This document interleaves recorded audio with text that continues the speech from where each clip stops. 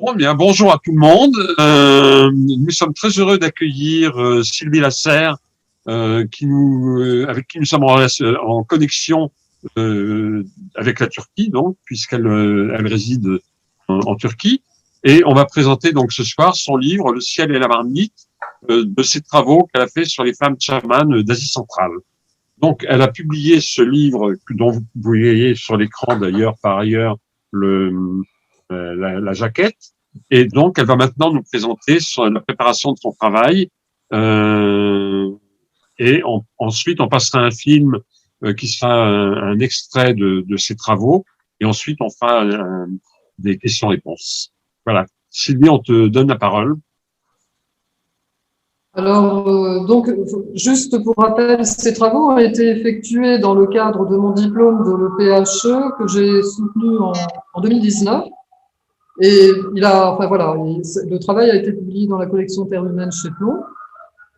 C'est l'étude, en fait, ça se concentre sur l'étude d'un rituel chamanique qu'on appelle Kutch et qui est effectué par des femmes, par des chamans en Asie centrale.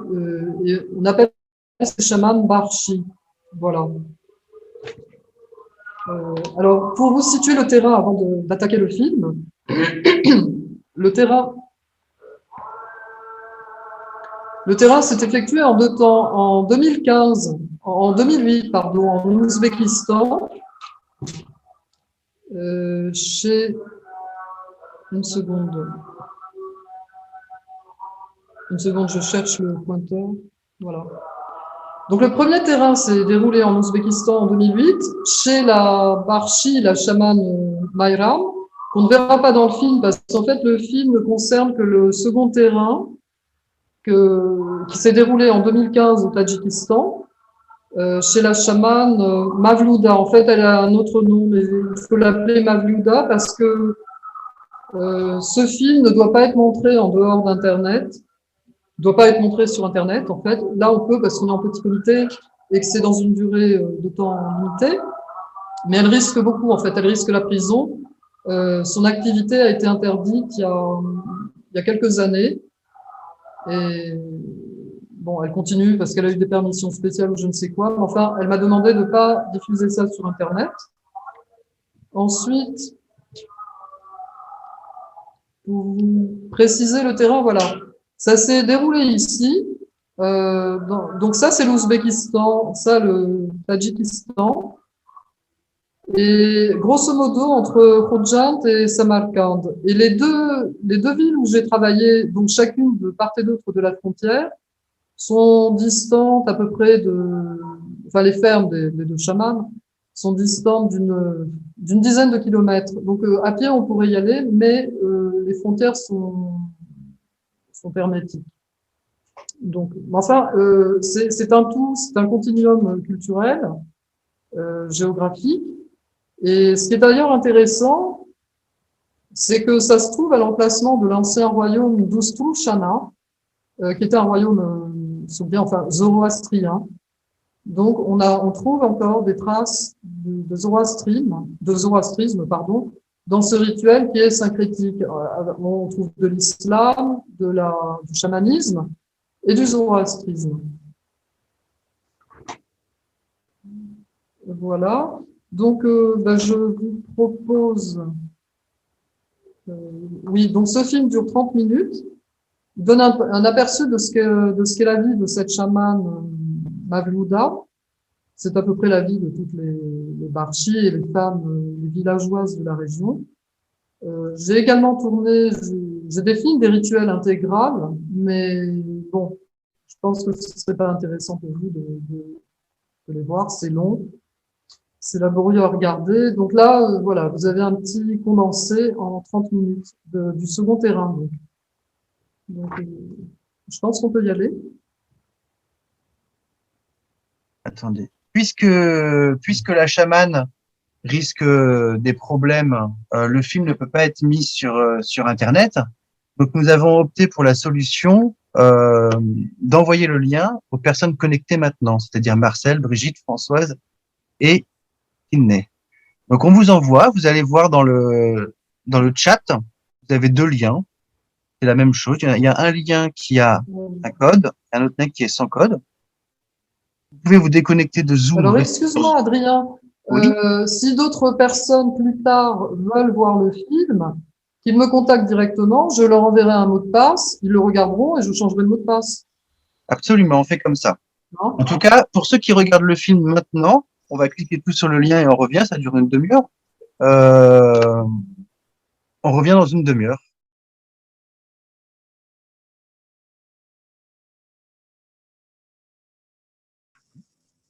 On pose des questions.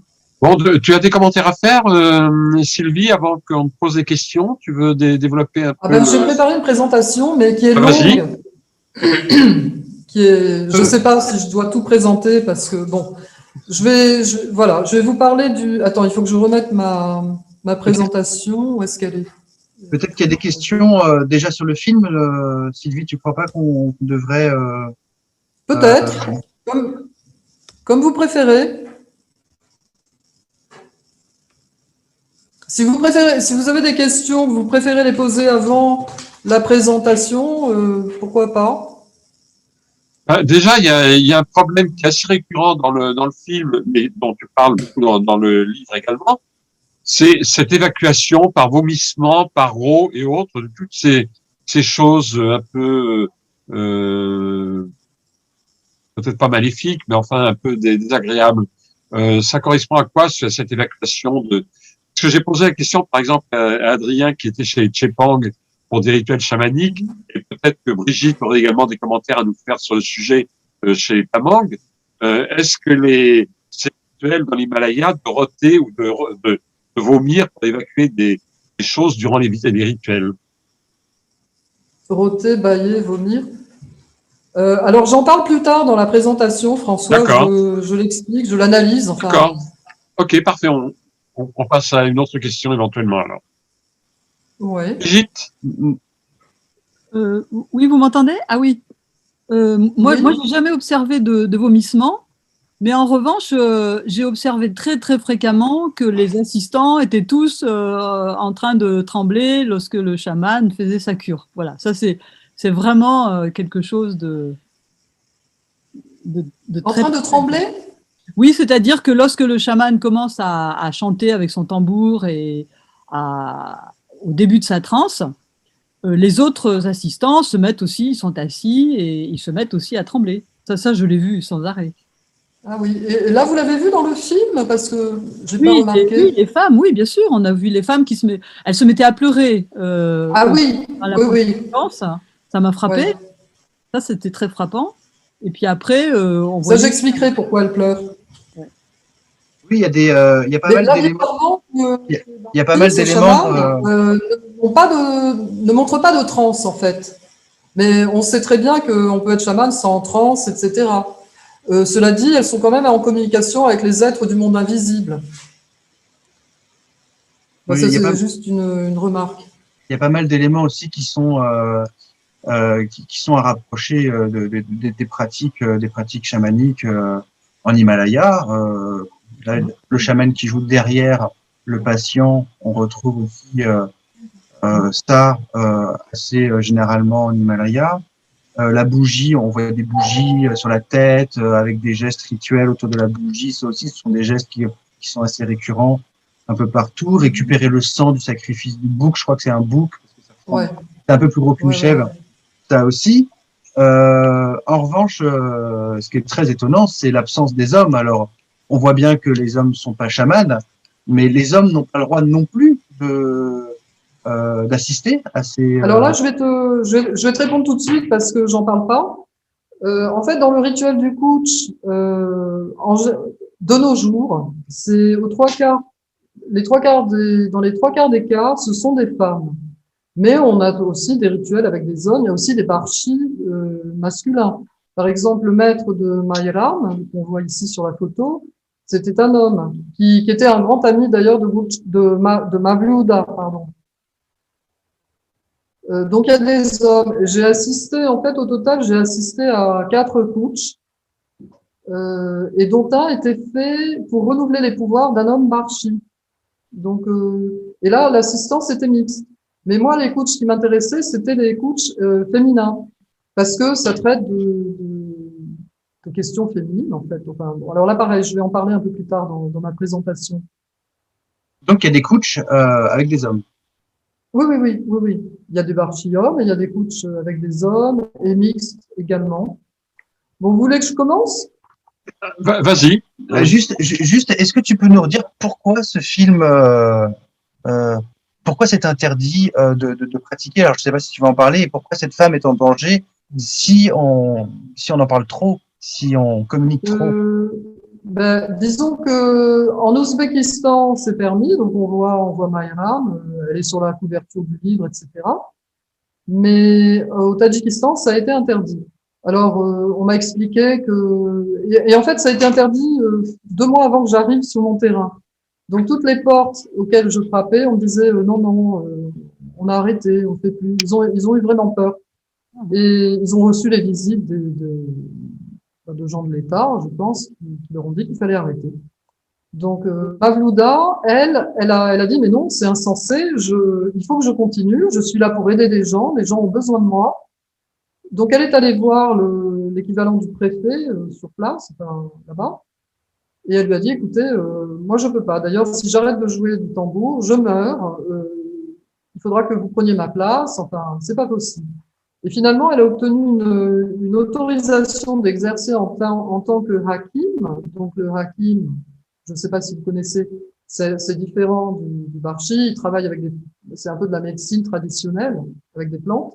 Et elle a obtenu cette autorisation. Donc, j'ai eu la chance de tomber sur elle.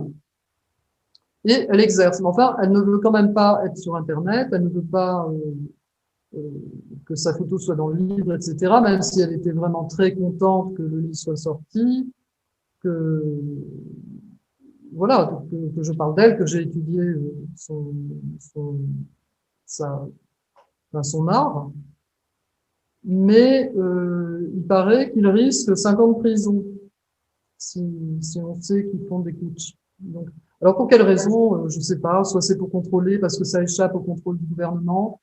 Son fils m'a dit que c'était à cause des impôts parce que de l'argent leur échappait, ça je pense pas. Mais voilà, c'est comme ça. Ça changera peut-être, mais pour le moment c'est comme ça. Ok. On te laisse maintenant faire ton exposé, on t'écoute. Ok. Alors attends, je vais bouger ça parce que je vois pas mes transparents du tout. Donc la première fois que j'ai assisté à un rituel, j'étais même pas là en tant pour mes études d'anthropologie, mais en tant que journaliste. Et quand j'ai demandé pour qui a lieu ce coach, enfin qu'est-ce qui est malade, je pensais que c'était un coach de guérison. On m'a tout de suite dit non, personne n'est malade. Ce coach, on le fait pour que les ancêtres ne soient pas en colère et ne se vengent pas sur les futures générations. Et une autre femme m'a dit, ce rituel a lieu également pour la doira. Donc la doira, c'est le tambourin. On fait le coach pour la doira pour lui donner de l'énergie. Bon, donc j'ai pas trop compris sur le moment. Enfin, je vais quand même revenir à la définition du coach. Donc coach, ça signifie en ouzbek change de place, déménage. C'est un mot qui fait partie du vocabulaire des nomades. Par exemple, en Afghanistan, vous avez les Kutchi. Vous savez, c'est des nomades très colorés qu'on voit. Enfin, et Kutchi, donc Kutch, c'est de la même origine. Donc, ce rituel vise à chasser le mal, à guérir. C'est le rituel le plus complexe qui est pratiqué en Asie centrale et donc exclusivement par les barchis, parce qu'il y a d'autres rituels de guérison, mais beaucoup plus simples, pour enlever le mauvais œil, par exemple, qui est effectué par des kinachi. Kinachi, pour celui qui enlève le kina. Kina, c'est le mauvais œil. Donc, n'est pas barchi qui le veut, hein, c'est compliqué. C'est un rituel syncrétique, comme je vous le disais, avec des composantes islamiques, zoroastrienne et chamanique. De nos jours, il est pratiqué essentiellement par des femmes, dans les 3 quarts des cas, et il vise à guérir essentiellement des maux psychologiques, dans 90% des cas. Cependant, enfin, dans la littérature beaucoup plus ancienne, on a des cas ce sont des vraies guérisons, des guérisons de gens malades, fait par des hommes souvent. Voilà, enfin, c'est dans la littérature plutôt de la barre chilique. Alors la barre chilique, c'est la spécialité chamanique de l'Asie centrale. Dans la barre chilique nomade, surtout, on trouve des hommes. Le couch se déroule invariablement selon le même schéma. Il dure une après-midi, une soirée, enfin c'est plusieurs heures. Ça commence par un sacrifice sanglant, hein, comme vous avez vu. Ensuite, il y a les préparatifs du couch. Ensuite, il y a la partie chantée qui est composée qui se décompose en plusieurs, ils appellent ça des khalkas, c'est des périodes.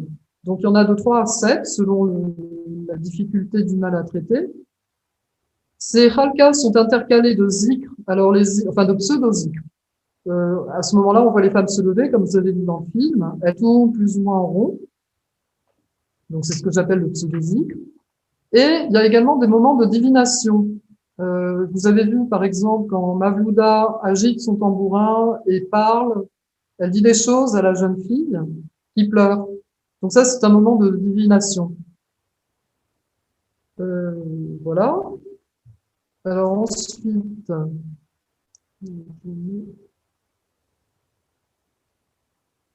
donc alors je vous ai préparé quelques photos. Donc ça, ce sont les préparatifs. On prépare les nukchas, ce sont les chandelles qui vont servir au rituel. Donc c'est la chamane qui les prépare avant le début du putsch.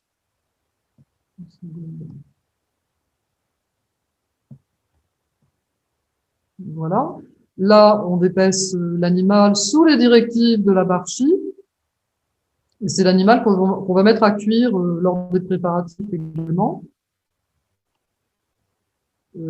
Ici, vous avez la chamane Maïram qui prépare dans la cuisine toutes ces affaires. Donc, il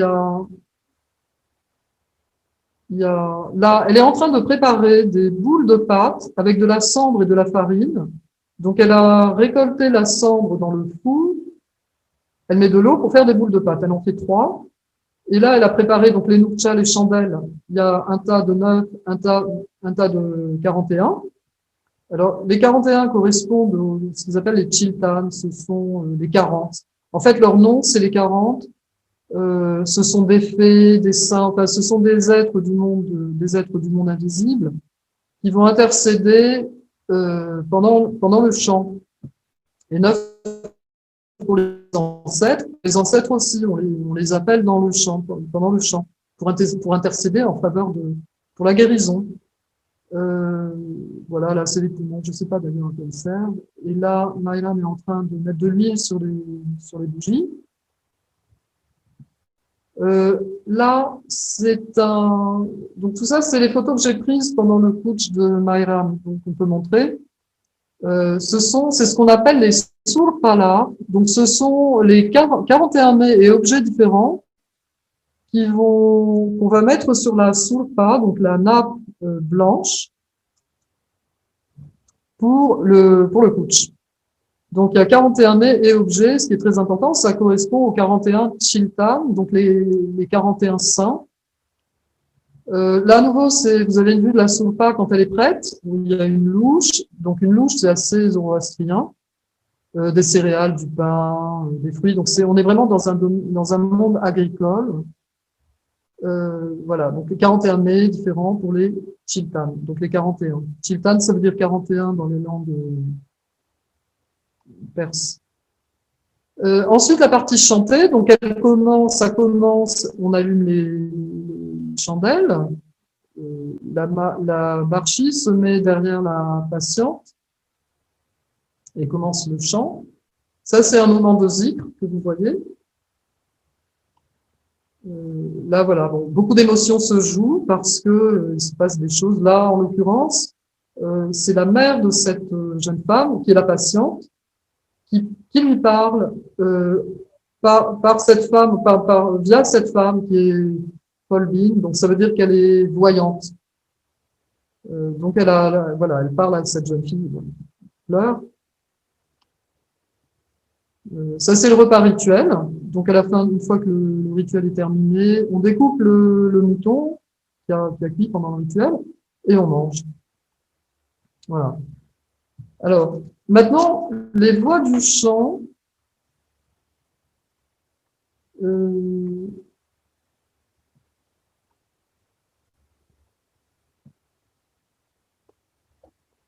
Alors, il y a un ethnologue canadien, un anthropologue canadien, Graham Townsley, qui a étudié des chants chamans amérindiens. Et ce qu'il a montré, ce qu'il a mis en évidence, c'est vraiment passionnant.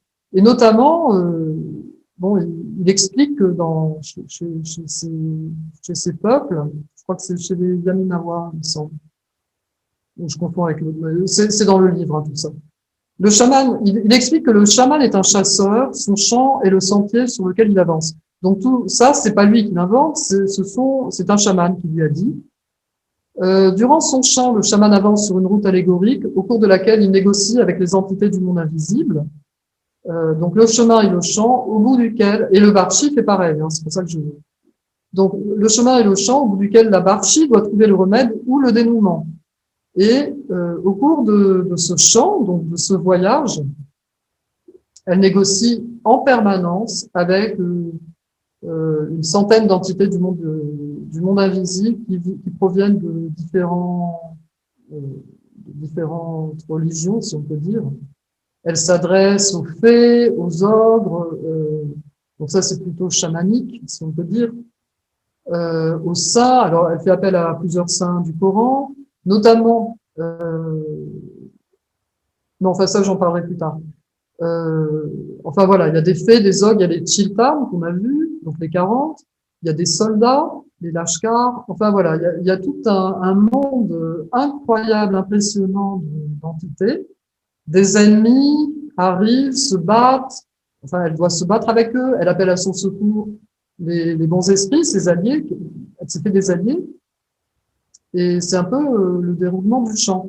Donc en fonction de l'avancée du chant selon les Khalkas, on a des périodes où elle appelle, elle supplie qu'on vienne à son aide, etc. Et à la fin, une fois qu'elle s'est acquis les alliés, elle leur demande d'expulser, voilà. Elle dit Haïda, Haïda, ça veut dire expulse, expulse. Et ça, c'est le dénouement. Donc voilà, la condition, compte tenu de tout ça, pour être barchi, il faut chanter. Et les paroles du chant viennent des fées.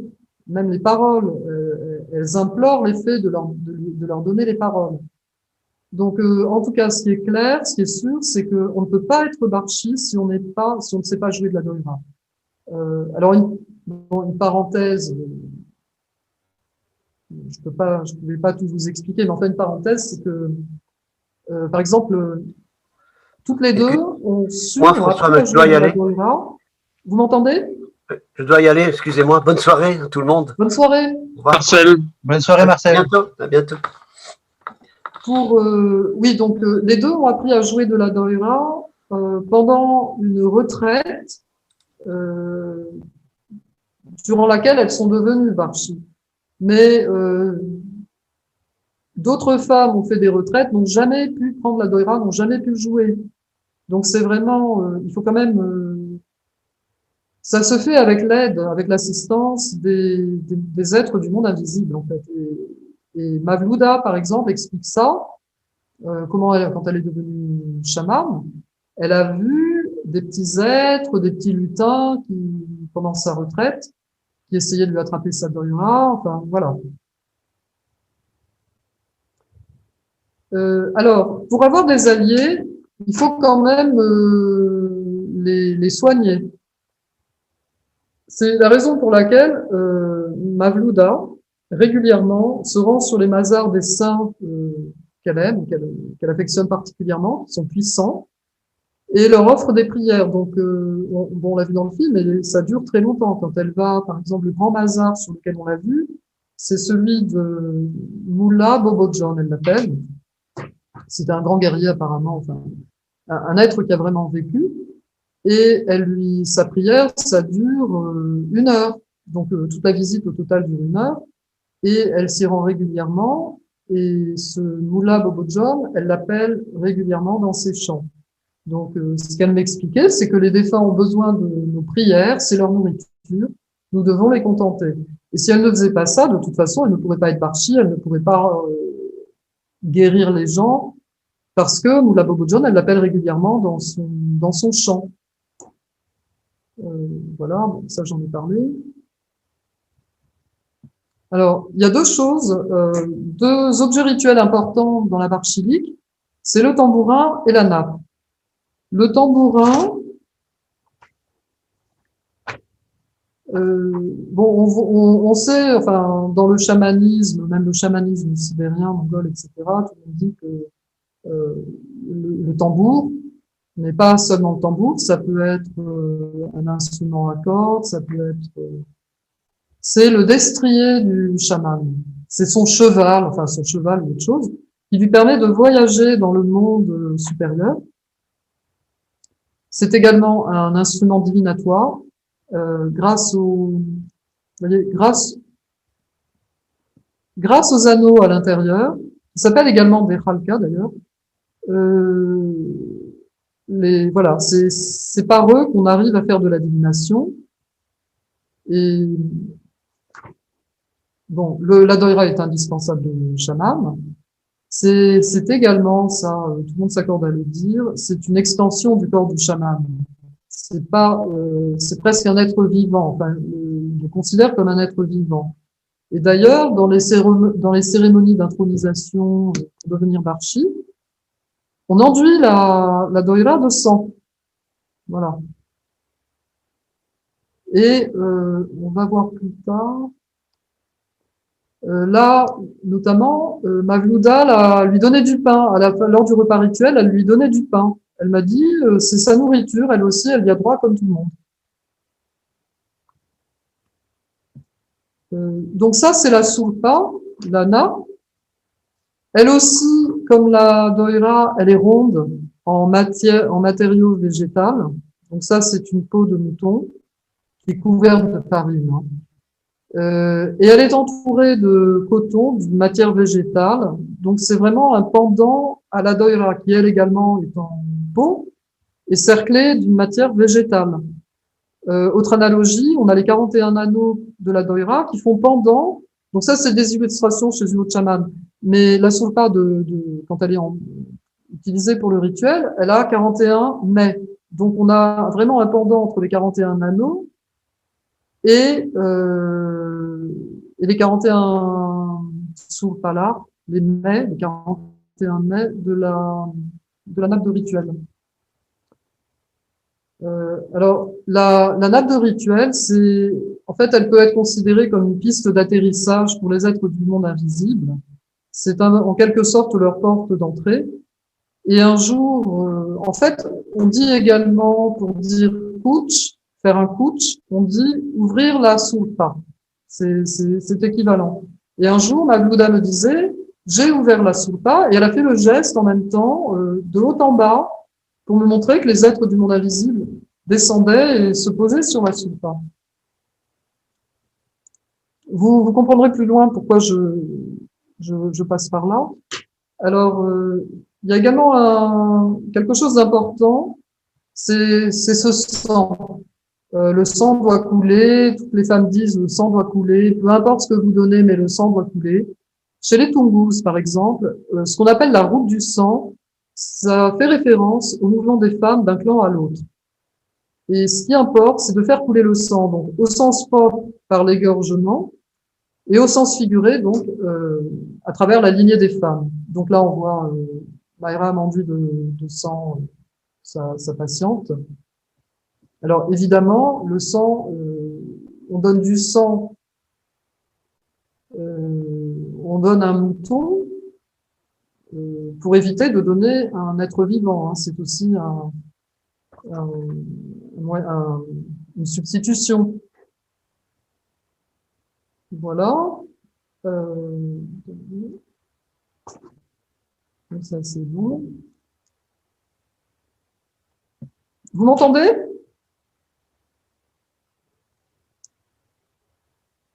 Oui, on t'entend. Ah bon. Alors maintenant, les malaises de Citora. Donc justement, pour répondre, je crois que c'était ta question, François. Alors, ils sont arrivés, en fait, mais vraiment pile à la 4e Khalqa, notamment surtout au moment où Boutchefra passait la doïra à son assistante pour une Khalqa spéciale. Alors, comment on comprend ça finalement? Ici, vous avez la soulpa, donc la nappe, la piste d'atterrissage pour les esprits. Alors, vous avez des bons esprits, vous avez des mauvais esprits. Enfin, j'appelle ça esprit, mais ça peut être du monde invisible. La patiente est là, la doïra est là avec ses 41 anneaux, et au centre, enfin le patient est vraiment au centre. Alors les yeux bandés, peut-être justement pour montrer que elle est plus vraiment dans le monde visible non plus. Hein. Ici, vous avez la barchi qui, elle, bon, elle tient la doïra, mais elle va servir de filtre pour ces, enfin voilà.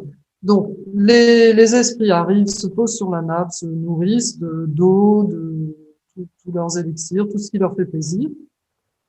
Et ensuite, attirés par la musique, vont passer à travers la doïra. Alors, on a les petits trous également. On sait que la doïra, c'est l'extension du corps du chaman. Et le chaman, lui, il va servir d'extracteur de bor. Alors, le bor, c'est le mal. C'est ce qui a atteint Citora.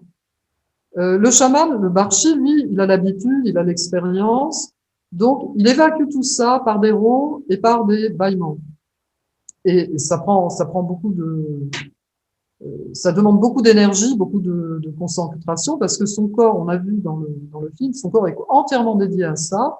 Elle est arc-boutée, elle bâille, elle rote. Vraiment, elle est là pour extraire, pour débarrasser ce mal de la pièce, enfin, le mal qui est sorti du patient. Mais Citora qui est là, Citora, lui, elle n'a pas du tout d'expérience. C'est quelqu'un qui m'accompagnait, qui n'avait rien à voir avec les coachs. Et elle était la première surprise de ce qui lui arrivait. Donc, Mavlouda, la première, lui a dit, mais ne t'inquiète pas, c'est le bord qui sort, qui rentre chez toi. Donc, il faut que tu ailles vomir. Moi non plus, j'étais pas inquiète, en fait, parce que j'ai compris que c'était lié au rituel. Et donc, Citora, elle a des ancêtres qui ont la Nasiba, ce qu'on appelle la Nasiba, ce sont des grâces. En fait, elle a une grand-mère très, très religieuse, qui a la Nasiba, qui est un être, oui, très religieux. Donc, avec des dons quand même. Et donc, Citora a ça dans ses ancêtres, même si elle ne veut pas en entendre parler, etc. Mais c'est la raison pour laquelle, à chaque fois, elle a dû aller vomir parce qu'elle ne maîtrisait pas, elle n'avait pas l'habitude. Et c'est quand même, enfin, moi, j'ai trouvé ça très intéressant parce que ça montre que vraiment ses forces peuvent de façon concrète. Enfin, elles sont incarnées dans Citora. Donc, si on ne les voit pas, elles indiquent leur présence quand même.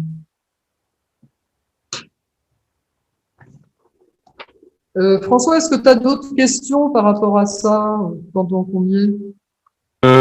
Non, pas spécialement. C'était de ce côté d'évacuation qui m'intéressait d'une manière Comment? aussi. C'était le problème d'évacuation du mal, enfin Ouais. qui revenait quand même systématiquement, qui m'interpellait un peu comme dans Oui, le oui, oui. rituel. Alors aussi,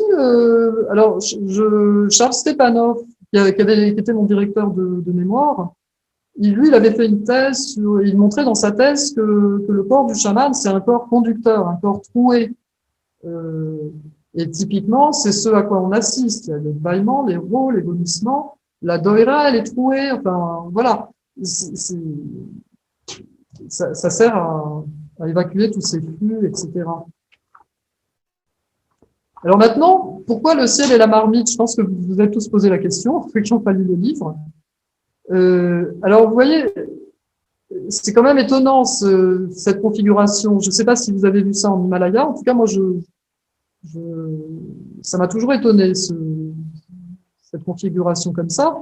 Et elle a lieu lors de chaque putsch. Alors, qu'est-ce qu'elles font finalement ces femmes?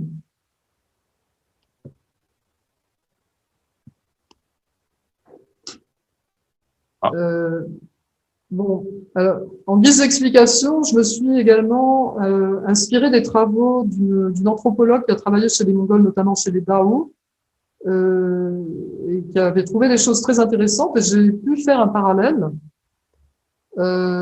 Donc, chez les Mongols, déjà, ils assimilent la marmite à la voûte du ciel inversée. Bon, la marmite est toujours sphérique, hein, comme le kazan. Enfin, voilà, ça c'est la marmite, c'est pas unique. Ça c'est le kazan, ils appellent ça kazan. C'est la marmite des Ouzbeks et des Tadjiks, enfin en Asie centrale, et je suppose que chez également. Chez les Dao, la déesse de l'utérus dans le ciel se nomme Nyang Nyang. Elle est assimilée à Tenger. Donc Tenger, c'est Tengri, hein, le ciel. Et donc, cette anthropologue, Caroline Humphrey, elle avait assisté, je crois, à un rituel de soutien du ciel qui s'appelle Tenger Twalbe. Donc Twalbe, on soutient le ciel, Tenger. Et durant ce rituel, les femmes demandent à être purifiées en disant qu'elles sont sales et qu'elles ne s'occupent pas bien de leur marmite. Donc, enfin, en d'autres mots, elles ne s'occupent pas bien de leur foyer, je suppose. Et encore, Sandrine Ruhlmann, qui a fait une thèse sur la marmite, enfin, en Mongolie, disait que c'est à l'entretien de sa marmite que l'on juge une femme pour savoir si elle fera une bonne épouse ou non. Alors chez nous, qu'est-ce qu'on voit? On a également ce phénomène. Durant le kutch, les femmes se rendent dans la cuisine, vous avez dû le voir dans le film, et remuent la soupe, elles remuent leur bouillon. Donc elles sont allées, pendant le rituel, s'occuper de leur marmite. En même temps, bon, oui, donc, pardon, j'ai oublié de vous dire que pendant le rituel de Tenger Twalbe, il y a elles font également avec de la pâte de porridge, je ne sais quoi, des chandeliers qu'elles remplissent de beurre fondu. Elles mettent des mèches et elles y mettent le feu. Elles disent qu'elles soutiennent. Donc là, finalement, est-ce qu'on n'a pas non plus un trépied qui soutient le ciel et le ciel, enfin la voûte céleste, qui est également l'utérus. Donc la marmite, c'est forcément un symbole de l'utérus. Finalement, ce kutch revient à soutenir le ciel tout en s'occupant de sa marmite. Et les femmes, avec la route du sang, qui est la lignée féminine, qui représente la lignée féminine, ces femmes visent à renouveler la vie, à satisfaire les ancêtres, à accueillir les nouvelles naissances, que tout se passe bien, que tout se déroule bien, qu'il n'y ait plus de nœuds, par exemple, des nœuds comme des divorces, parce que dans les kutch, il peut y avoir des femmes qui ne vont pas bien parce qu'elles ont divorcé. Donc il faut, voilà, c'est une espèce de cure psychanalytique, alors vraiment entre guillemets, enfin c'est pas du tout ça, mais on peut faire un parallèle pour dénouer tous ces nœuds finalement. Des mots sont dits sur des mots, bon, MOT, sur tous les mots qui ne sont pas dits parce que la société ouzbek est vraiment très contraignante. Jamais une femme ne se plaindra de quoi que ce soit. Donc, on a bien vu l'émotion. À chaque fois, il y a des émotions qui sortent. Et c'est ça qui permet finalement de continuer à vivre tant bien que mal.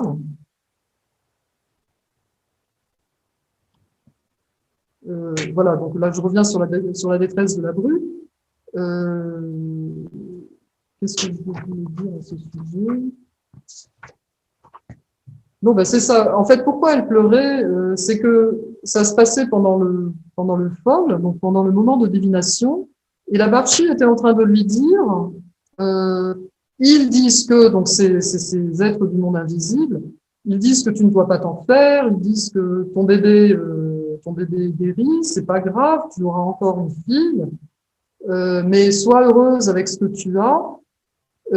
Apparemment, on comprend finalement, enfin j'ai compris à la fin que le drame de cette jeune fille, alors son bébé quand même, cette petite fille, avait failli mourir 1 an auparavant, elle dépérissait complètement parce que la mère avait vécu des angoisses effroyables. Ça c'est sa belle-mère, ça c'est sa mère. Hein. Et le drame de cette jeune fille, c'est elle avait voilà, ça, c'est sa troisième fille, je crois. Ouais, c'est sa troisième fille. La chamane lui a dit qu'elle en aurait une quatrième. Et alors ensuite, il y a une grande conversation, donc qui n'est pas dans le film, où on voit la belle-mère qui lui dit, mais tu vois, on t'avait déjà dit chez le médecin, tu aurais 4 filles, mais après tu auras un garçon. Non, non, il m'a pas dit ça. Enfin voilà, des discussions comme ça. Parce enfin non, c'est une famille ouzbek, je crois. Oui, c'est une famille ouzbek. Oui, c'est ça. Chez les Ouzbeks, mais chez les Tadjiks, c'est pareil.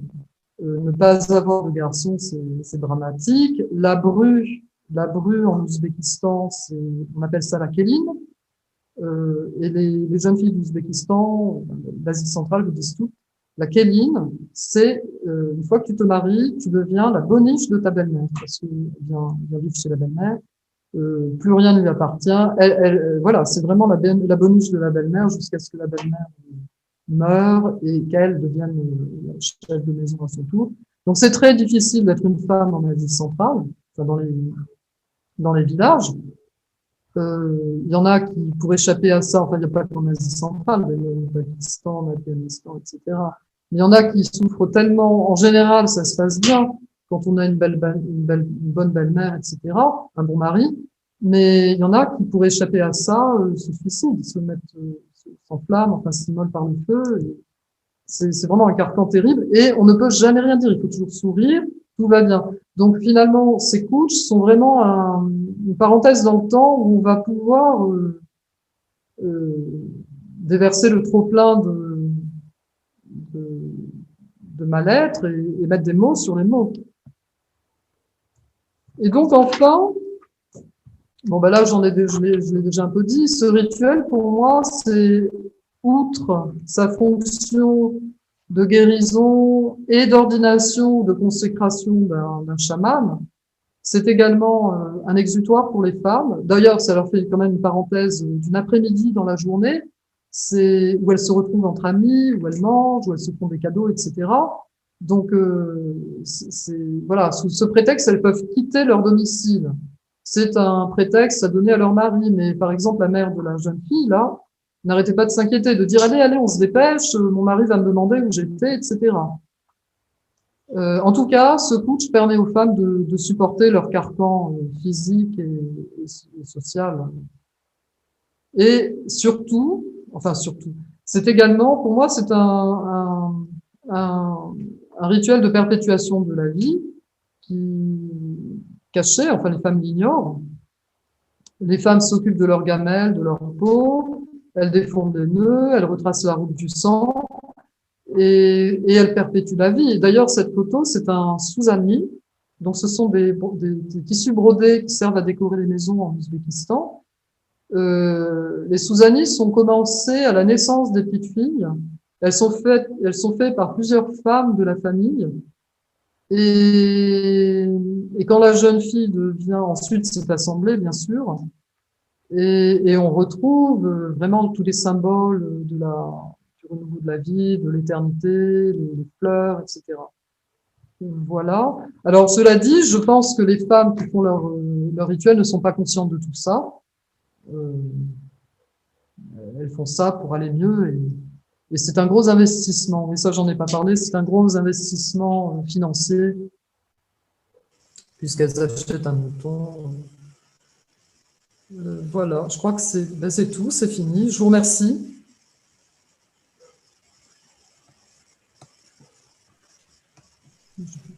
Alors, tu as des questions à poser? Merci, merci Sylvie pour cette présentation. C'est très intéressant. Alors moi, je n'ai pas lu ton livre, donc il va falloir que je bosse un peu ça. Je l'ai reçu il n'y a pas très longtemps, donc je vais me pencher là-dessus. Est-ce que quelqu'un aurait des questions en particulier sur la présentation? Brigitte, par exemple, entre autres. Bon. Brigitte? Oui, je suis là. Voilà, voilà. Bon, je trouve ça extrêmement intéressant. Alors, voilà, moi je trouve intéressant aussi la comparaison avec le rituel mongol. Parce que je trouve des analogies, en fait, dans un monde qu'on pourrait, voilà, on pourrait le définir géographiquement, toute une aire qui comprend donc certaines parties du Népal qui sont bouddhistes, puisqu'il y a beaucoup d'influences de rituels mongols à travers les lamas et les chamans, le Tadjikistan, l'Ouzbékistan, et puis moi je dirais des régions de la Chine. Voilà.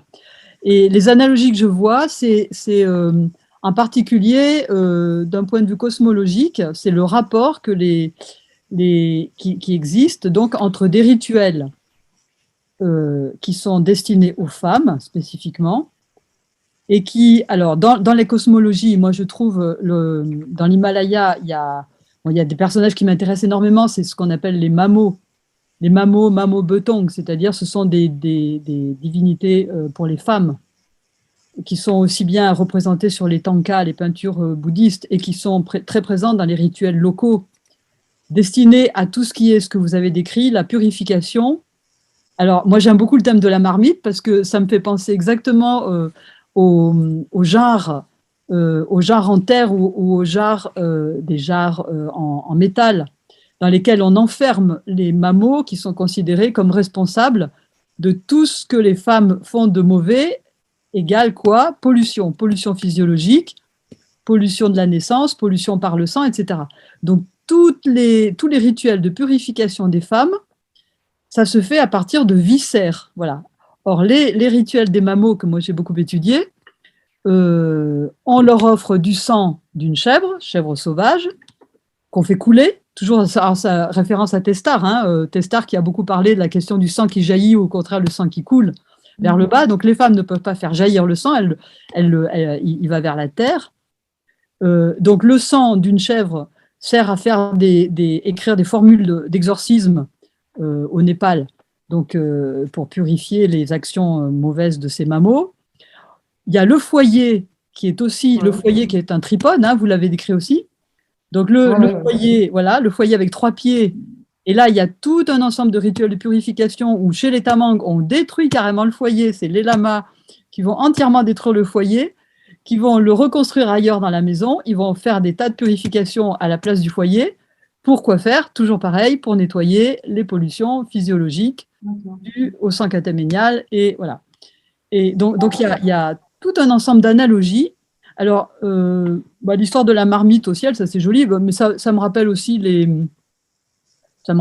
ce que Rolstin a décrit dans Le Monde en petit, c'est-à-dire un axe. Voilà, toujours pareil, on tient compte toujours évidemment de la voûte céleste, et puis voilà, c'est rond comme la tente, comme la yourte. Voilà, donc il y a la voûte du ciel, etc. Voilà, donc moi, ce que je trouve très, très passionnant, c'est que alors oui, je ne suis pas très d'accord avec l'interprétation que vous a donnée Stepanov à propos du corps troué. Parce que le corps troué du chaman, parce que moi, ce que j'ai observé, c'est que les chamans hommes, chez les Tamangs, dans leur rituel, ils passent leur temps à fermer les orifices, ce qu'on appelle la technique des bandas, une technique empruntée au yoga. Donc ils disent sans arrêt, ils ferment les ouvertures du corps. Ils disent transformons-nous en une citadelle de pureté dans leur chant. Et ils disent Banda Garaon, etc., c'est-à-dire fermons les ouvertures, fermons la bouche, fermons les yeux, fermons les oreilles, fermons les orifices. Alors qu'au contraire, les femmes chamanesses, ostensiblement, elles mettent les viscères à l'extérieur. C'est-à-dire c'est toute une histoire de viscères. Il y a l'estomac qui vous remonte dans la bouche, il y a, ça parle du ventre, ça parle de gargouillis intérieurs, etc. Donc je trouve qu'il y a au contraire une antinomie complète des questions du corps chamanique homme. Il ferme les orifices pendant un rituel Oui, pendant le rituel, oui. Il commence le rituel, le chaman homme, il commence le rituel en disant fermons les yeux, fermons les... Enfin, j'ai traduit pas mal de chants chamaniques et ça apparaît comme une technique, peut-être qu'on peut dire que c'est une technique empruntée au yoga aussi, mais... Alors, voilà. Mais je trouve une opposition complète entre ce que les chamanesses font et les chamans hommes. Oui, alors que là, je ne sais pas si on la montre, le premier rituel, j'ai pas vu le début, j'ai pas revu. Est-ce qu'on la voit pendant que son assistante joue? Est-ce qu'on la voit goûter en train de rôter, de bâiller, de se frapper la poitrine? Oui, tout à fait. Elle commence en bâillant. Ça a beaucoup frappé Jacques, Oui, d'ailleurs, déjà. parce qu'il trouve que Déjà. enfin, je ne vais pas parler à sa place, mais Non, je suis intéressé au bâillement en général, mais pas spécialement au bâillement chamanique, mais ça m'intéressait. ah oui, oui, on la voit bâiller, on la voit, C'était elle ouvre la manifeste, bouche. Moi, je me demandais ce qu'elle faisait. apparemment, elle recevait tout ça, elle expulsait. Enfin, bon, ça, je l'ai vu aussi bien après, en regardant le film, etc. Mais bon. Moi, ça m'a frappé, en tout cas. Oui, moi aussi, ça m'avait frappé. D'ailleurs, c'est ce que j'ai posé comme question tout à fait au début, quoi. Parce que ça revient tout le temps dans le livre, en fait, ce genre de commentaires entre les. Très récurrent Oui, oui. Bon, ça, on retrouve ça souvent, les bâillements. Hein. Enfin, dans d'autres régions du monde, on voit les bâillements. Les bâillements, ça commence tout de suite. Et c'est pas uniquement les chamans, d'ailleurs. Hein. Là, par exemple, le premier rituel, une des filles de la dame, de la vieille dame, se mettait aussi à bâiller. Donc, la chamane lui a expliqué à la fin comment faire pour mieux expulser le bord, justement. Alors justement, Adrien était au Népal à l'époque, et comme j'étais en train de lire le livre, je lui ai envoyé un message pour savoir si les chamans au Népal rotaient, etc. Non, il y a pas cette pratique-là. Alors aussi, les chamans Chepang se ferment, comme disait Brigitte. Alors, il y a deux étapes. On va ouvrir les points cardinaux, on va ouvrir les 4 points cardinaux. Donc, il faut que tout soit ouvert au niveau des points cardinaux.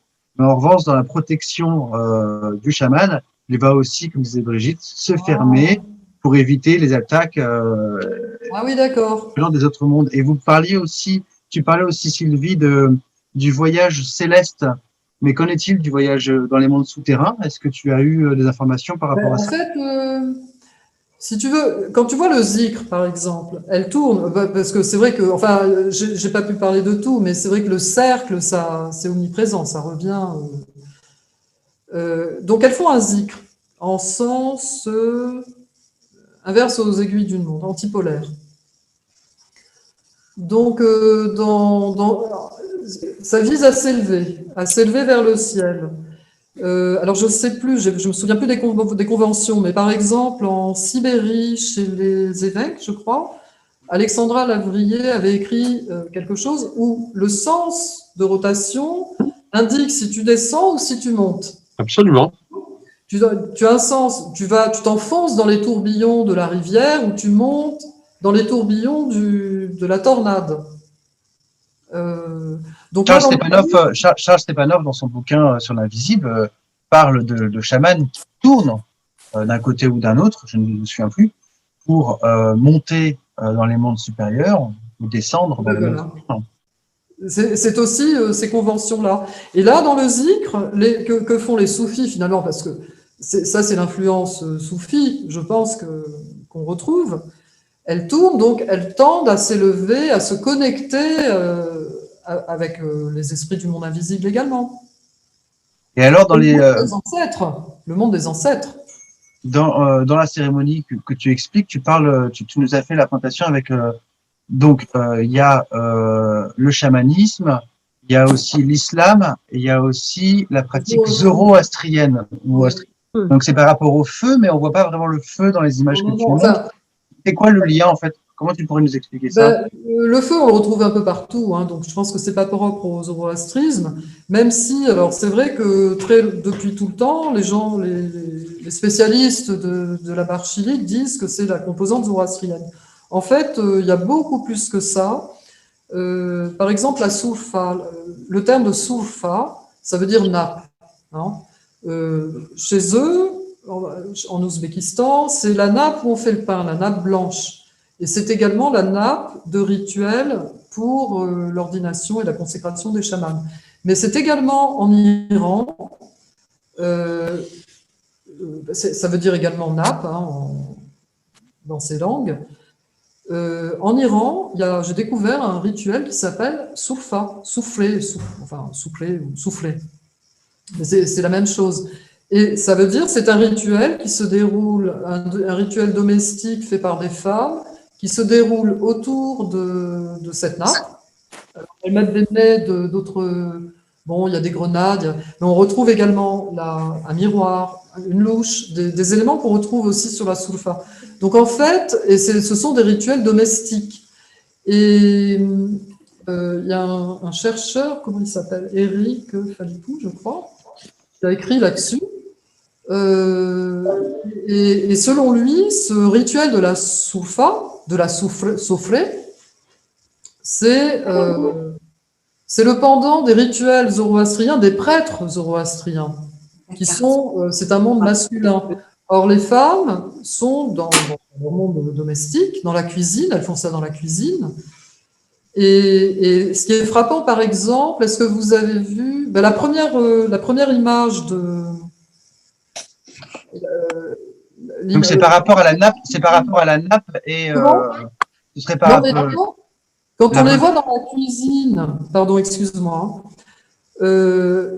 la toute première image de la présentation, elles sont accroupies, il y a du feu, c'est la nuit. Je ne sais pas si vous vous souvenez de cette image. Donc, en fait, qu'est-ce qui se passe? Elles sont en train de reconstruire, de refaire inconsciemment, je pense, un temple. Elles reproduisent un temple. Je ne sais pas si vous êtes d'accord avec ça. Donc ça, c'est aussi très zoroastrien. Bon, après, il y a plein d'autres choses. Hein. Il y a les rameaux. Enfin, tout ça, c'est développé dans le livre. J'ai plus les éléments, mais c'est un peu laborieux. Mais enfin, il y a beaucoup d'éléments. Mais moi, ce qui m'a paru le plus intéressant, c'était la composante chamanique, même si elle est moins évidente. En fait, on la découvre dans les chants. Il y a à un moment, elles font appel aux nuages, à la pluie, aux montagnes. Donc ça, c'est très chamanique. Et moi, c'est surtout ce qui m'a intéressé. Et finalement, qu'on découvre cette façon de renouveler la vie avec le sacrifice de sang, etc. Oui, donc pour la composante zoroastrienne, elle est quand même très importante, même si, à mon avis, ce n'est pas la plus intéressante pour moi. Est-ce que tu as trouvé, tu as beaucoup travaillé avec la population des Ouïghours. On sait que les Ouïghours, il y a des pratiques aussi chamaniques qui sont bien sûr interdites. Est-ce qu'il y a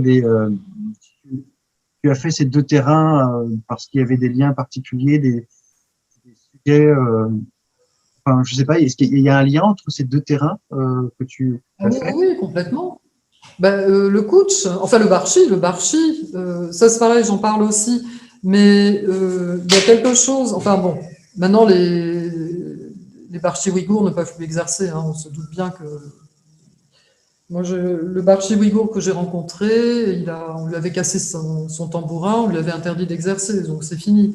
Mais quand on regarde des films, il y a eu une expédition suédoise dans les années 30, on voit un film, c'est filmé en muet malheureusement, donc on n'entend pas la musique, mais et ça les Ouïghours me racontent aussi, ceux qui ont vécu dans les villages, ils se souviennent que dans une salle par exemple, ils tournaient autour du feu, avec une corde, autour d'une corde, alors la corde, enfin ça c'est... Bon, c'est pareil, c'est le tourbillon avec le pôle qui symbolise aussi les ancêtres. Donc, ils font des cérémonies. Oui. Comment? Pardon. Comment? Vas-y, excuse-moi. Non, je te laisse continuer, pardon. Je Donc, m'ai bien sûr, dans ma barbe. Barchi, ça se dit aussi chez les Ouïghours, c'est pareil.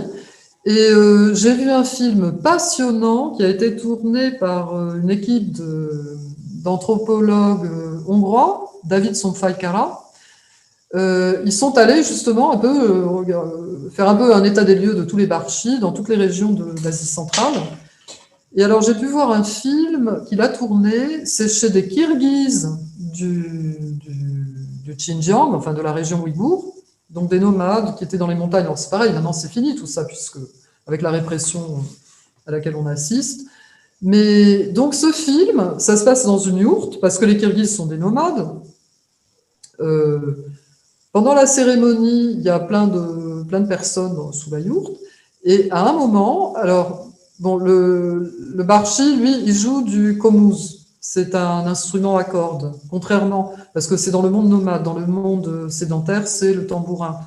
Donc le Barchi kirghize, pardon, il attrape la corde qui pend du toit, du trou à fumée, et avec l'aide de ses assistants, enfin là c'est quand même un très vieux Barchi, il grimpe jusqu'au sommet, au trou de la yourte, et il en sort.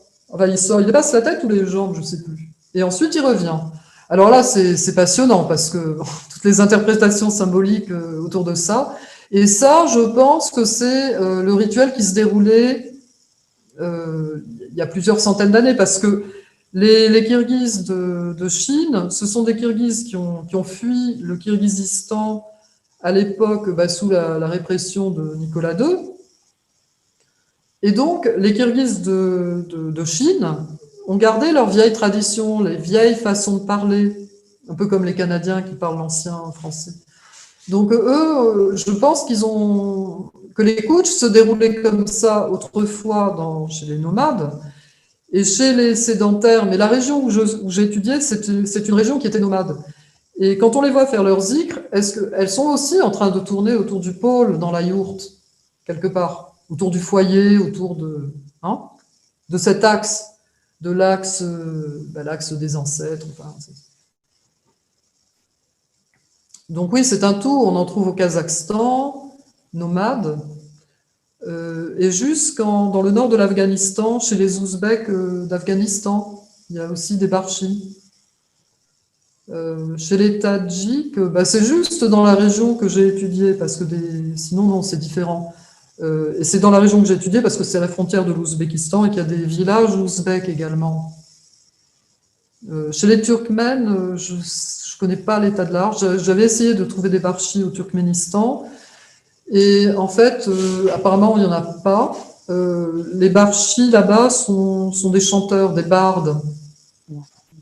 Parce que le terme de barchi, en fait, la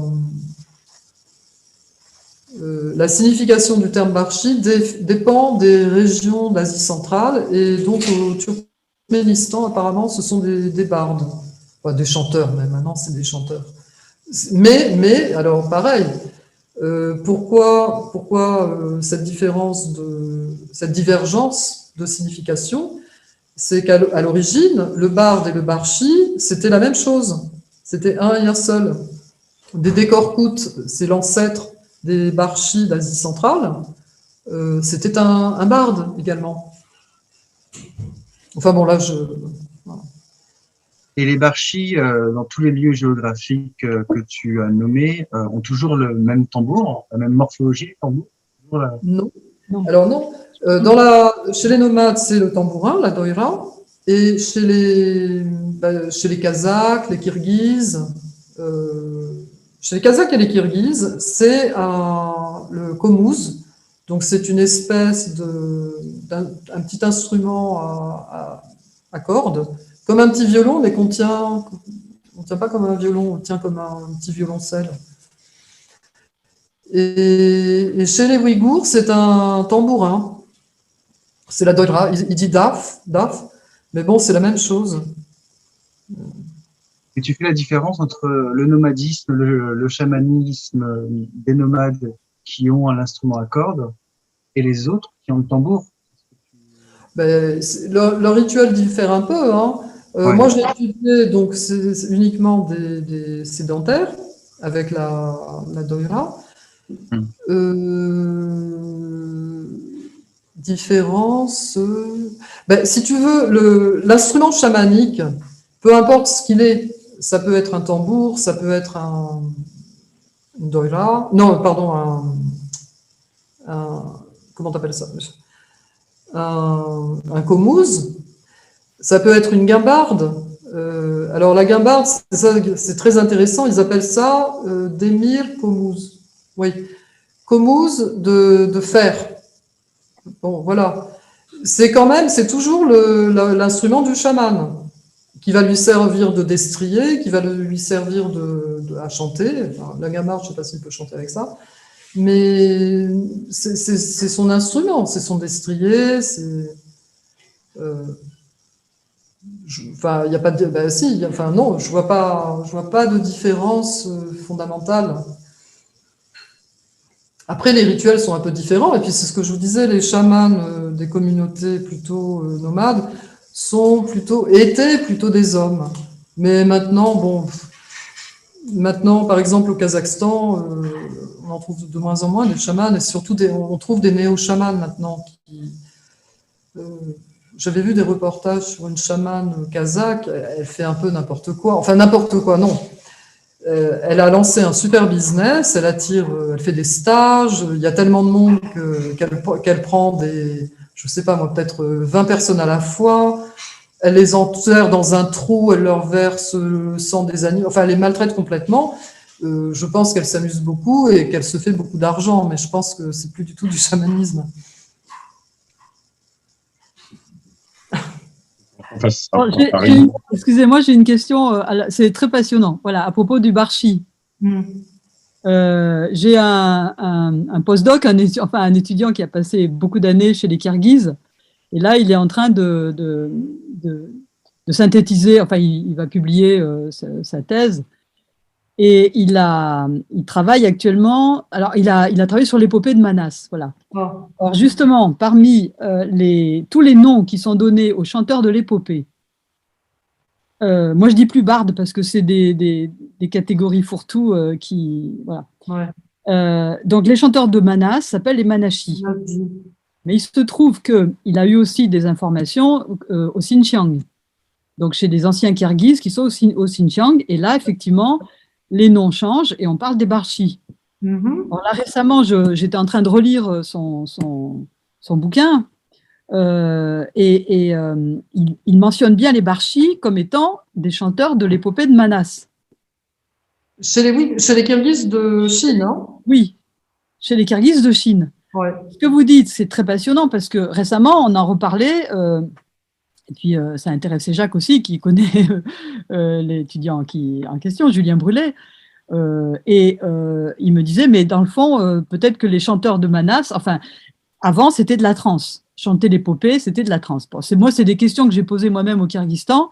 Je les ai posées on avait un accompagnateur qui était un Kirghize, musulman, et je lui ai beaucoup posé de questions sur la trance. Il y a une couverture épaisse qui a été faite par l'islam, enfin les croyances musulmanes, qui a complètement occulté tout l'aspect trans, enfin l'aspect communication avec des esprits, voilà.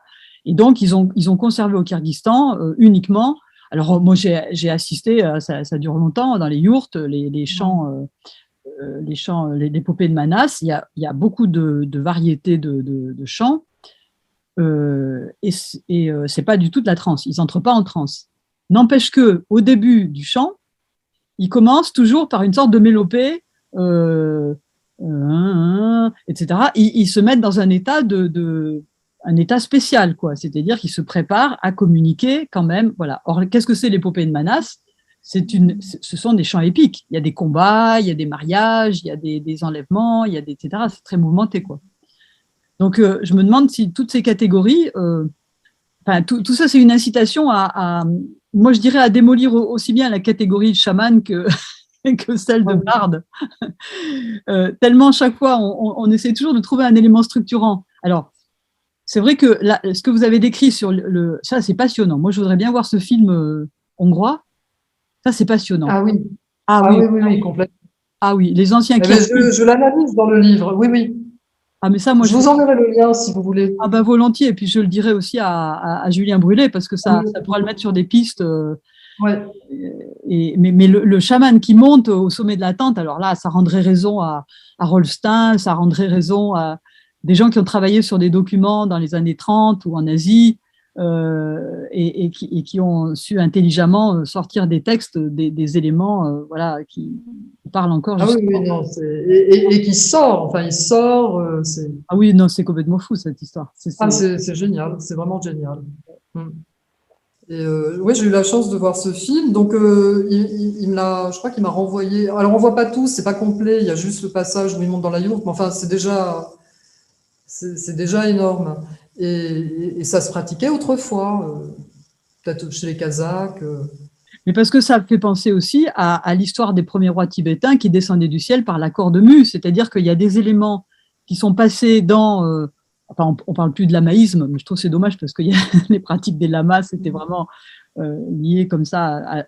Il y a toujours des conflits entre chaman et lama, etc. C'est incessant. Mais il y avait toujours l'histoire de le lien avec le ciel par une corde. Ouais. Oui, Ouais. Voilà. Et, Et la corde qui est cassée, il ne peut plus remonter. Quoi, voilà, et le lien est coupé, et donc ceux qui restent sur Terre, voilà, alors, et ça va être lié beaucoup plus à une relation. et justement, alors le fameux Moula Bobo dont parle Mavlouda, vous savez, elle est allée on la voit prier. Elle est allée dans un mazar, un tombeau, Oui, et elle prie, et c'est son saint préféré, Moula Bobo. Bobo, ça veut dire grand-père. Hein. Ah oui, c'est pas la déesse Bobo. Lui, c'était le chef. Comment? Non, il y a C'était une le déesse- chef des funambules. Ah, Ah, Oui.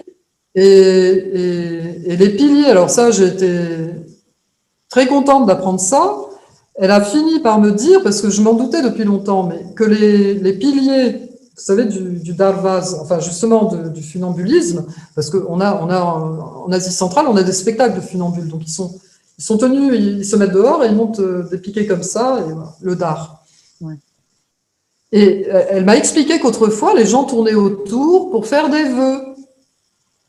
Donc, c'est aussi sacré. Il y a aussi, au sommet de ces dards, ils mettent des fanions, enfin, ce qu'ils appellent.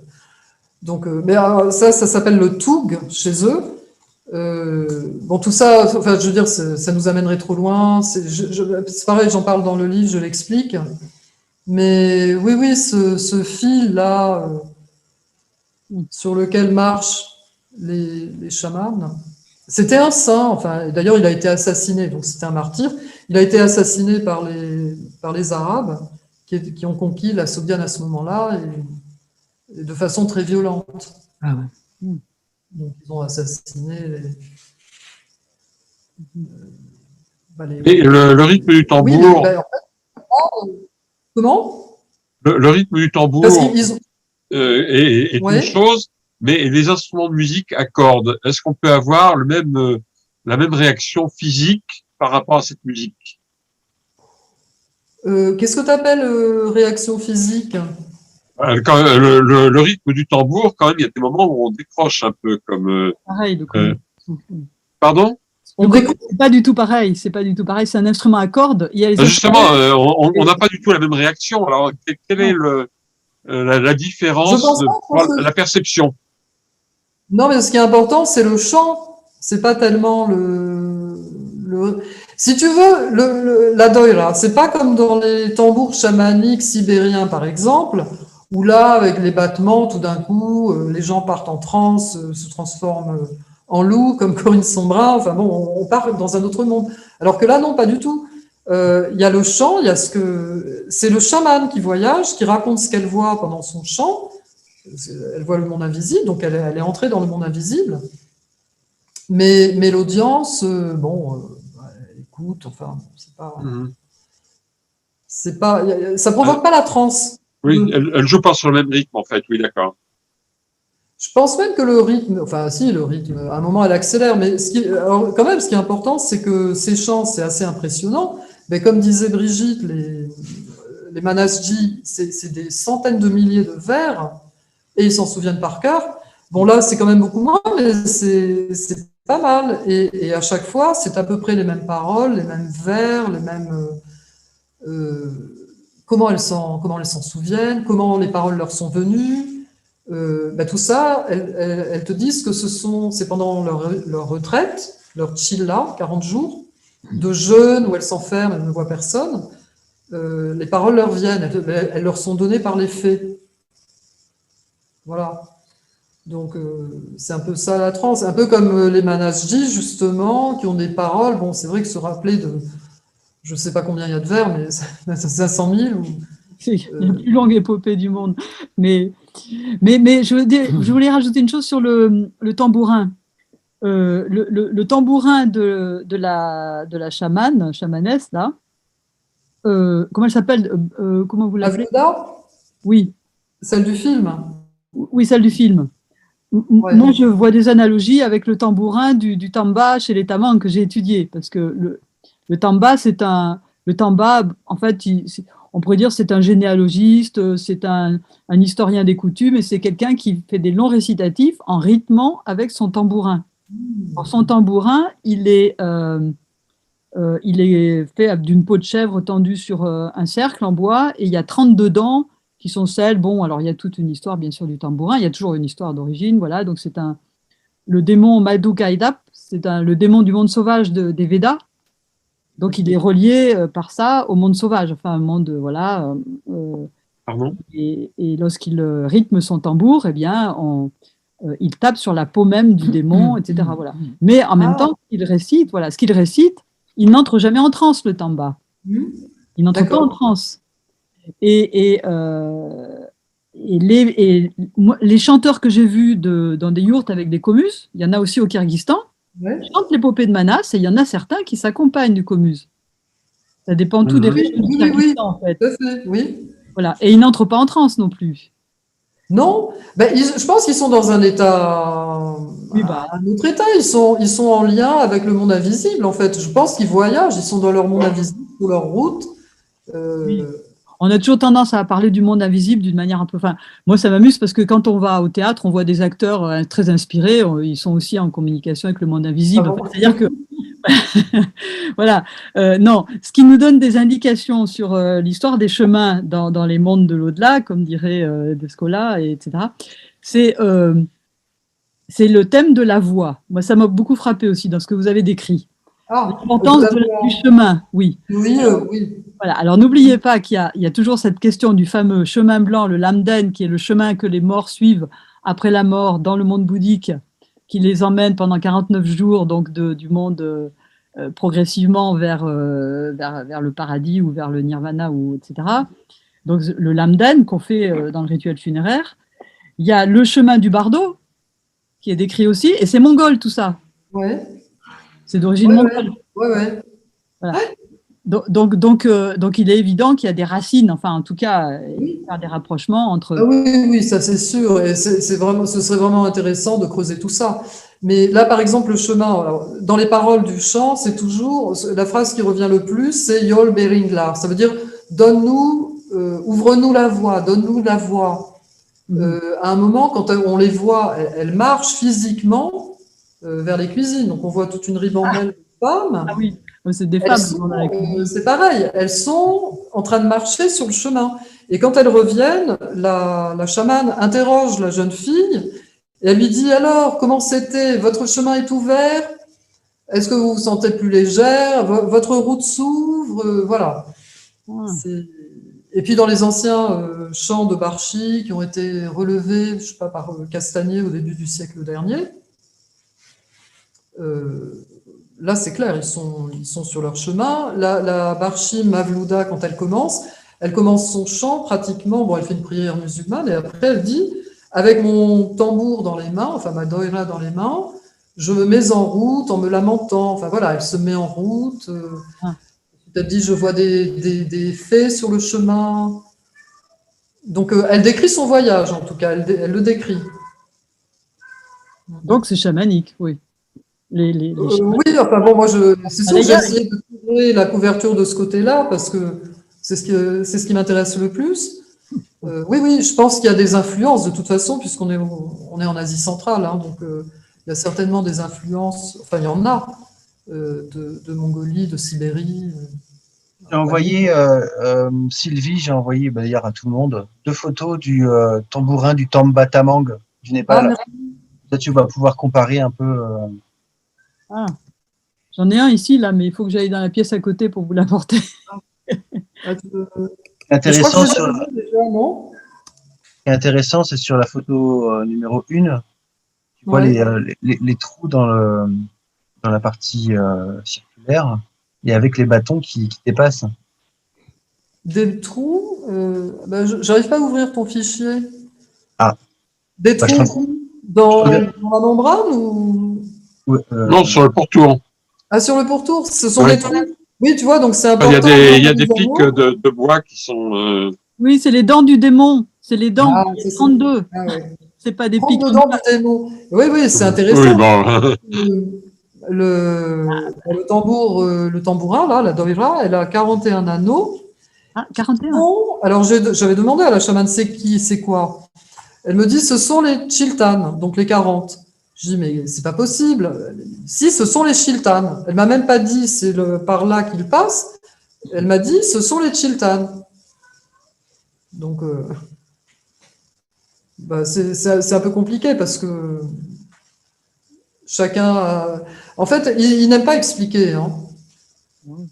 Donc, un jour, ils vous disent ça, le lendemain, ils vous disent autre chose. Oui, bah ça, c'est une technique très particulière du terrain où il faut poser des questions plusieurs fois pour avoir, Ouais, ouais. pour avoir une pensée, Ouais. du à peu près sur ce qu'on veut savoir parce que tout dépend des choses aussi Non, triviales non, que je crois que le chiffre 40 est important, hein, parce qu'on le retrouve dans les chants qui ont été traduits par Rémi Dor, qui a traduit des chants kirghizes. Et au début, il parle de ça. Et je ne sais plus le chiffre exact, mais c'est Bah, les plutôt de chiltanes. l'ordre. Oui. Alors, chiltan, c'est 41. 41, c'est-à-dire 40 plus 1. C'est 40. Et le tout, l'unité, c'est plus 1. Ah ouais. D'accord. C'est exactement ce qu'on retrouve dans le tambour, finalement. La doira, est-ce que c'est pas les 41? Enfin.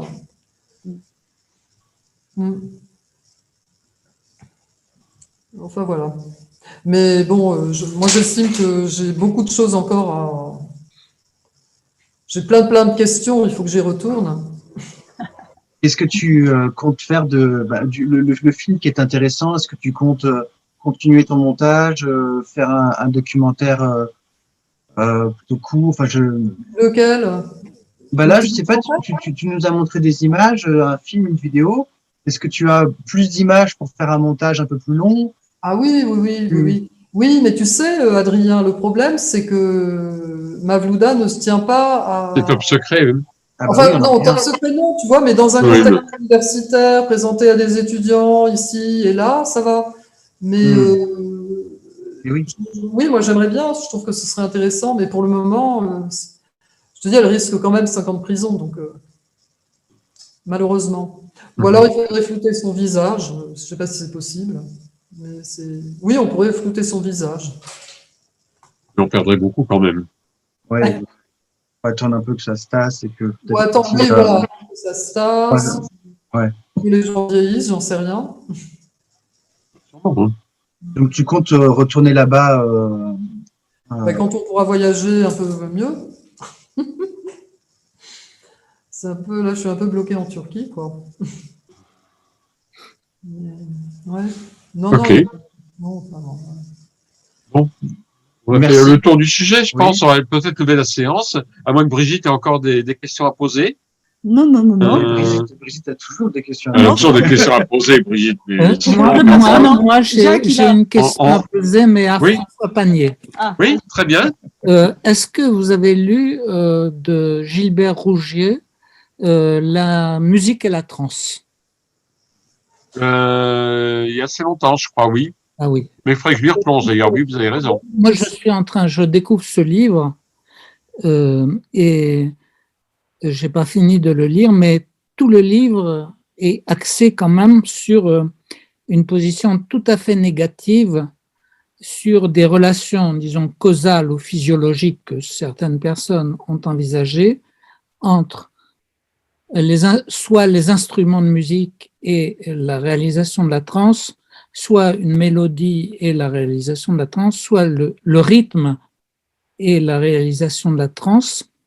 Et il dit pas qu'il n'y a pas de relation, hein, mais il parle d'une relation beaucoup plus de lecture symbolique, enfin quelque chose comme ça, voilà. Mais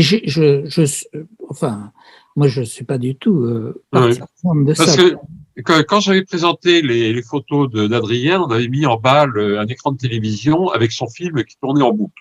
Ah oui. Et il y avait des moments où j'étais obligé de couper le son, que je me sentais partir. Ah oui, oui, oui. Mais le rock'n'roll aussi, enfin, voilà. Bah, peut-être, oui.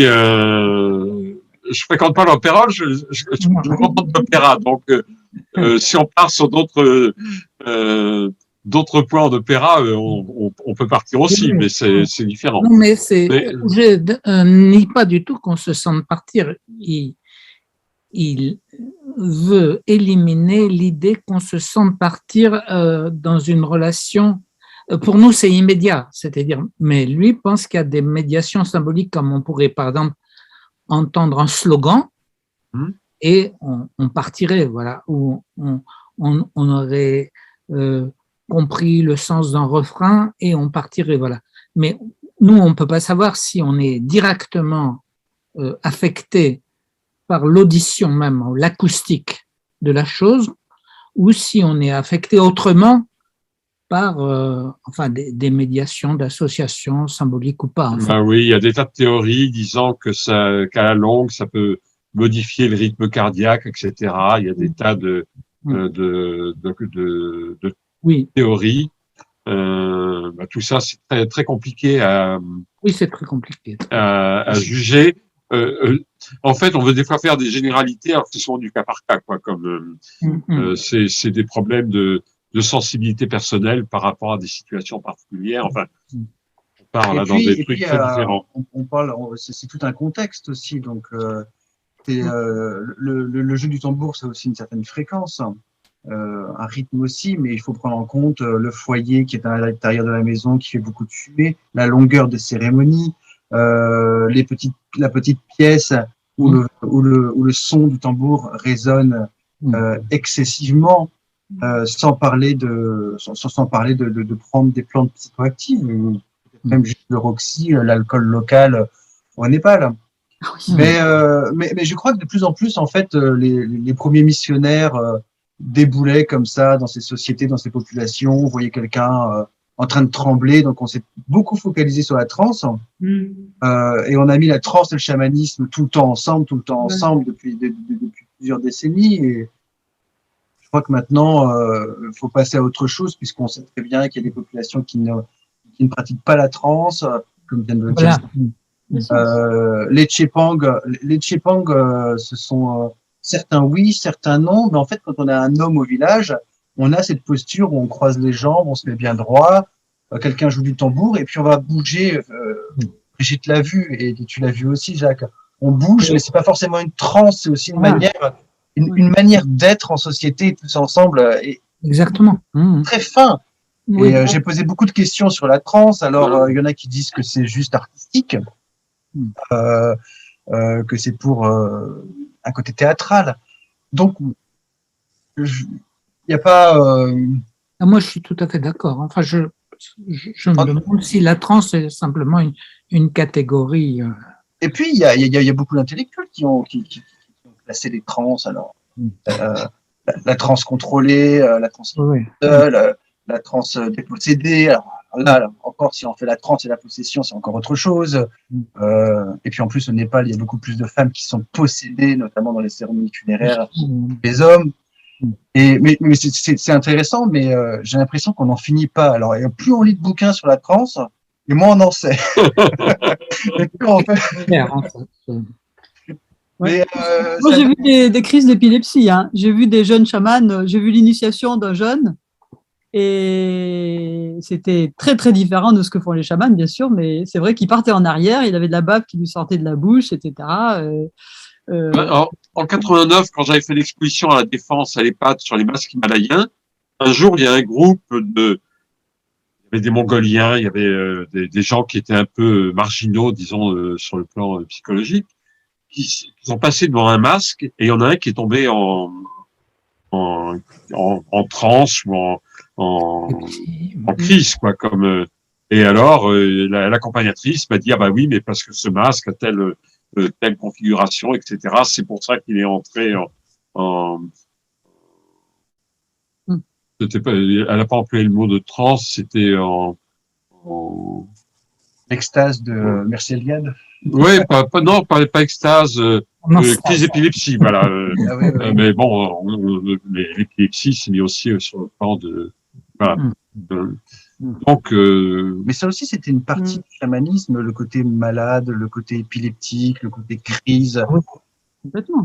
C'était quand on comprenait pas ce qui se passait. C'est les missionnaires qui ont dit, bah, il est fou, il tremble, Oui. et puis on a ramené ça à notre médecine. Ah bah, il est épileptique. Oui, mais c'est le cas de Charlier quand il voit les Kapalas, où il me dit ceux qui avaient ces crânes étaient épileptiques et avaient des méningites tuberculeuses. Or, je suis convaincu que c'était pas des méningites tuberculeuses, mais que c'est peut-être les méditations qu'ils font dans la neige, etc. Ça va quand même beaucoup modifier l'organisme à ce niveau-là, au niveau du de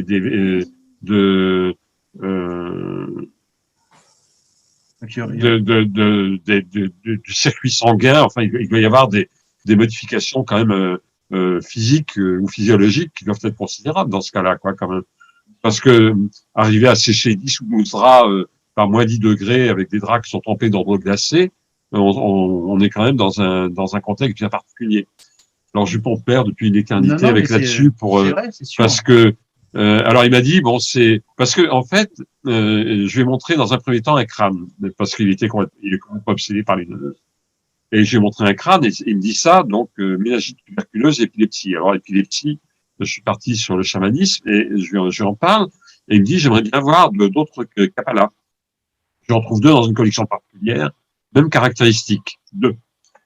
On va voir ceux du musée Guimet, il y en a 5 au musée Guimet et 5 du musée Guimet ont les mêmes caractéristiques. Alors, on s'est posé la question sur l'altitude, mais il avait étudié des crânes de momies péruviennes et autres qui sont à peu près de la même altitude. Il n'y avait pas du tout ces caractéristiques-là. Enfin, donc, on part dans des trucs très compliqués au niveau des... Bah, la pratique yogique, vous le savez très bien, vous y connaissez aussi, dans les caves, dans les cavernes, on ralentit son rythme cardiaque, on peut devenir très fin, d'ailleurs, il y a certaines funérailles où le yogi s'est laissé mourir, mais en position. Enfin, il y a des performances comme ça. Et Jacques, tu le sais aussi, tu as beaucoup étudié ça. Enfin, on en a parlé au téléphone aussi un petit peu sur ces pratiques yogiques. Je ne sais pas si vous savez, Brigitte et Jacques, mais c'est Philippe Charlier qui a fait l'avant-propos, le propos du livre de Sylvie. De qui? Philippe Charlier. C'est Philippe Charlier qui a fait Que l'avant-propos. vous connaissez? Ah, de Sylvie Lasserre. Ah non, Oui, non, parce que c'est ça. parce qu'il est directeur maintenant de Terre Humaine. C'est sa Ah, nouvelle oui, collection. ça je le sais, oui. Ouais. Et la prochaine, c'est Yvonne de Siquet sur les chamans grecs. Oui. C'est qui la prochaine? Ah, Adrien. Yvonne de Siquet, qui est la présidente de la Société d'études euro-asiatiques Ah, sur le chamanisme grec. ok. Très bien, très bien. Elle est d'origine grecque et en fait, dans les textes de Platon et autres, on trouve beaucoup de références à des gens qui sont dans des situations a priori qu'on peut rattacher au chaman. De toute façon, Orphée, Hercule et autres, quand ils descendent aux enfers, ça peut. Je crois que Brigitte, vous êtes en train de travailler un peu là-dessus en ce moment, non? Moi, je suis repartie là-dessus, oui. Est-ce que la Pythie de l'oracle de Delphes était en transe, voilà. Ouais. C'est comme l'oracle de Netchung, hein. Non, mais moi, ça m'a passionné la question des caractéristiques physiologiques de la transe, parce que c'est Thérèse de Malman qui a fait ses études. Comment? Thérèse de Brosse. C'est Thérèse de Brosse, oui, c'est une autre. Oui, il y a eu beaucoup d'études pour le yoga. Oui. C'était pas le chamanisme. Sur les techniques de transformation physiologique, est-ce qu'on peut abaisser son rythme cardiaque, etc. Ça, on sait que c'est possible, bien sûr. Moi, je sais que les chamans, quand même, vous allez trouver ça bizarre, mais moi, quand même, quand j'entendais les tambours, et j'ai des enregistrements de mon plus grand chaman, mais quand j'écoute ça me fout en transe. Oui, vous aussi.